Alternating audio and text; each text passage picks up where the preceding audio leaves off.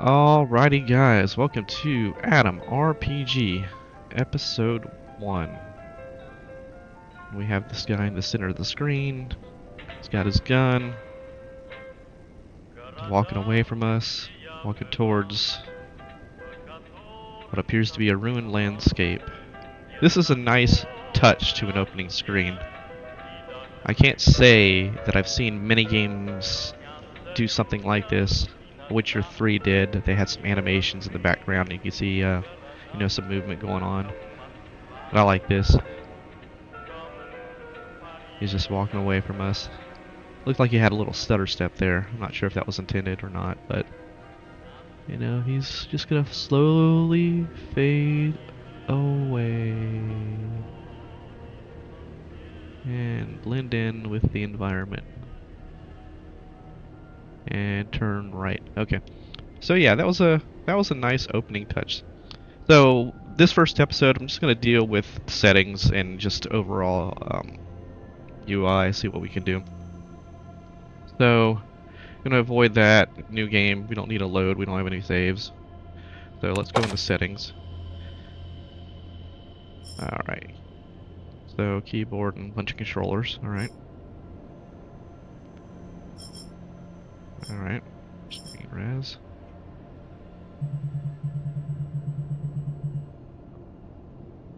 Alright.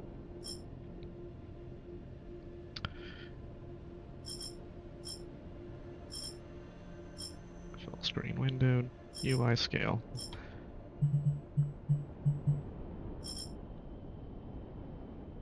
Alright, I guess that's at the top. Vertical sync on. May not need V on, but okay. Grass blending. Okay. Okay, so that's the video settings. So let's look at volume. Okay.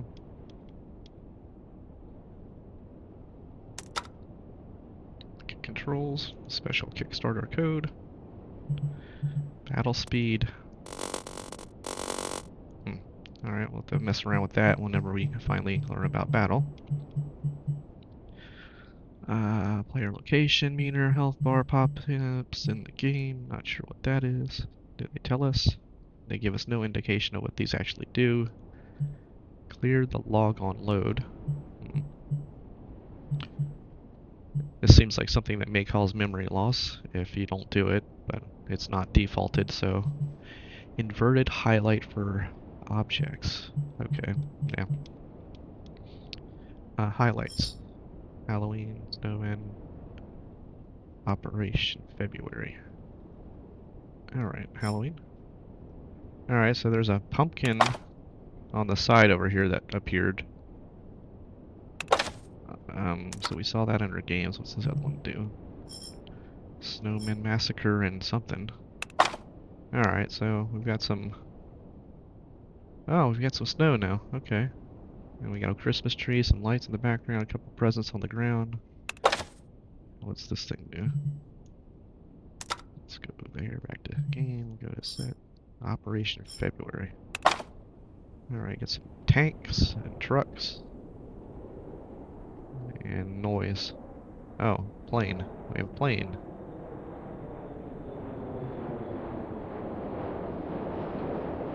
Alright, and then we drop some paratroopers. That's a nice touch. I like that. I wonder if these, like, remain in the game throughout the time. Like, does it change the effects for every single zone? Let's go with Christmas. Alright, so controls. Come back, come on. WASD F. Okay, QE rotate. FV zoom in, zoom out. Inventory map, journal, rest. Change weapon, reload, attack mode, characteristics. Recall. Quick save, quick load. Okay. Target select. Highlight items. Left alt. Okay. So they have a highlight item. And various other things. Pickpocket has a... I don't know what this Alpha 3 is. Okay. Time. I guess that's time and date in game slash. I have to look at that. Try to remember that. All right. You can modify this game apparently, and I did. I popped over to Nexus and checked out what kind of mods they had available to us. Um, Specifically, I was looking for a reshade, and no one was doing that over there. So there's not really that many mods for this game. Hall of Fame gets us to the credits. I don't want to be at the credits. Um, yeah.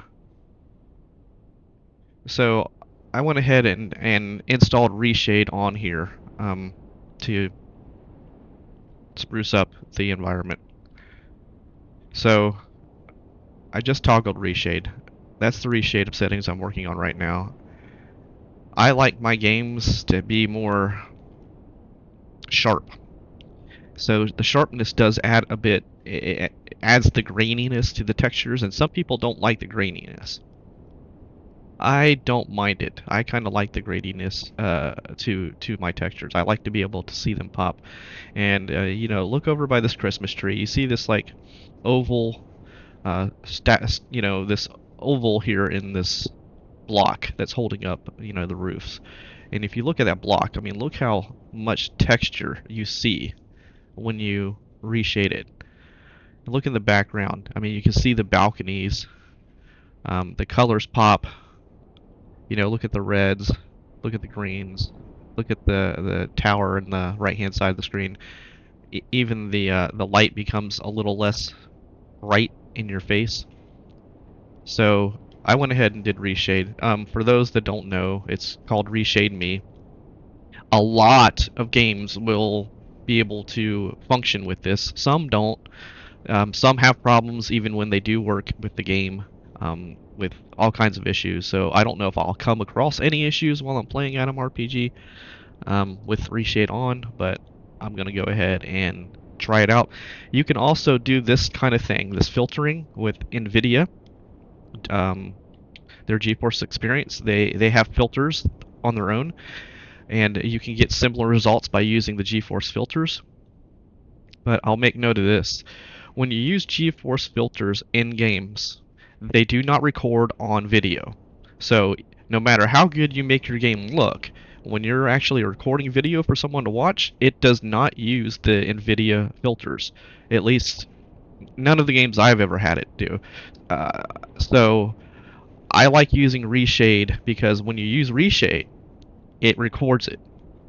So I can actually pull up Reshade right now and show you what I do. And you can see this. Like, this is part of the executable file. When Reshade installs, it's like injected into the game. So you can see everything that I have or what I'm doing with Reshade, and you can see the effects that take place, as opposed to the NVIDIA filters where you can change the things on the fly, but no one can see the overlay, and no one can see the actual effects on video. So um, Reshade's very simple to use as far as installations go. You just have to know what kind of basically what kind of engine the game is running on. This is running on DirectX 11, so when you install Reshade Me on Atom RPG, it'll automatically detect that Atom RPG is a game on your computer. And then as long as you know that it's, you know, what it's running, so it's running on DirectX 11, you can install Reshade Me and install it as on the DirectX 11 engine, and it'll inject it into the game like this. And then once you get in, you can open it up, start playing around with it. So you can actually have it install all kinds of filters or just whatever you want if you know how to use them. I'm basing this information on previous games that I've done. Um, you know, I've watched how other people have done their filters, and I kind of find the ones that I know this is what makes my game look better when I'm playing. So what you see up top, these are the filters that are active. So you have a button up here that says active to the top. So those are the ones that I actually have on right now. And if I wanted to change it, I can just click on it, boom, and you can start seeing things disappear on the screen. Like, okay, everything gets dull. And each of these filters you're able to go into down at the bottom here and basically change whatever you want in it, and it will change the colors and change the sharpness if you want to brighten it up or not. I mean, there's all kinds of things you can do. So if I go here to an image sharpening one, right? Okay, get on my image sharpening one. Right on that. Okay, so it tells you imaging sharpening effects. So that's what I'm looking at. You know, I've got it at 0.5, but if I wanted to go like down here, you'll be able to see minor differences on that one. But let me find one that's got like a much bigger difference so I can I just type it in there? I want to go to 0.5, but it's not going to let me get to it. Alright. I'm sure there's an easier way to do this. Like, by no means am I an expert at this fucking program. Um, Let me go to clarity. Let's see. One in okay, clarity's got a big difference there. So if I take clarity, clarity, radius, hard light. What if we went soft light? Okay, it softens it up a little bit. Overlay. So you can see there's minor differences that you can change that change the light. So there's a linear light, and you know, linear kind of looks pretty good. Vivid light. So I was on hard light. So hard light was here, and if you go to linear light, you know, I kind of like linear light better. Vivid light? Vivid light's more, you know, it's just brighter. Linear light's a little bit darker, but it makes, look at the trucks in the background. So go back to what I had. Hard. So I'm going to change this. I like linear light better. So just like that, every one of these has different effects that may or may not show up in the game. It may be something completely different. Like here's a before and after split screen. So if you saw those videos of people doing that, this is pretty much what they're doing. So you can kind of set up a before and after, so you can see the filters on one side and and what you didn't do on the other. And I don't know how to do it specifically, but you can do that. So if you're wondering how people were doing that, they're doing it with stuff like this. There's blur, okay. So check that out. You know, click that off. Okay. Well, obviously you don't want this. It's not going to work. But you know, you can play around with it. I mean, you can find something. I mean, you can mess with the values. Maybe that is something you want to play with. There's bloom, you know. So again, this thing has, and this is just the default stuff when you install all the filters. So yeah, I mean, you got all kinds of things that you can play with, all kinds of values.